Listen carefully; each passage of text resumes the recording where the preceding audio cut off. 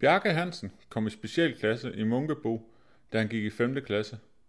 Siden august sidste år har han været inkluderet på fuld tid i 9. klasse på Mølkærskolen. Det bedste, der er sket siden, det er nok, at jeg har begyndt at få nogle flere venner. Jeg er blevet mere social.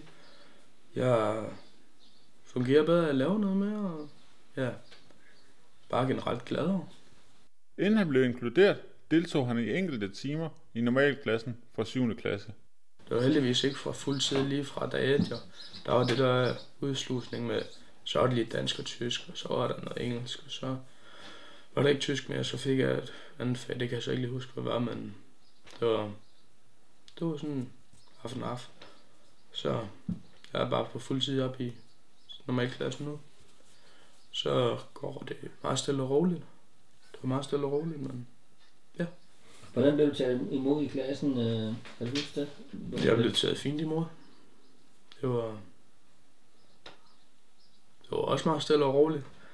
Der var ikke det store der, men der var ikke så meget snak om nej, hvordan det var dernede, eller det var ganske normalt, som om jeg altid har gået der næsten. Eller lige var startet fra en anden skole eller noget.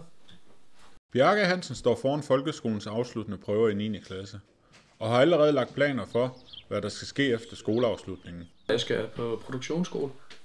Den flytter til Marslev efter 9. klasse. Lige efter sommerferien faktisk.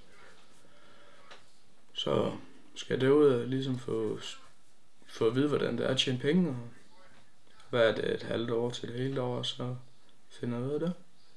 Regner jeg med til elektriker eller sådan noget grundforløb.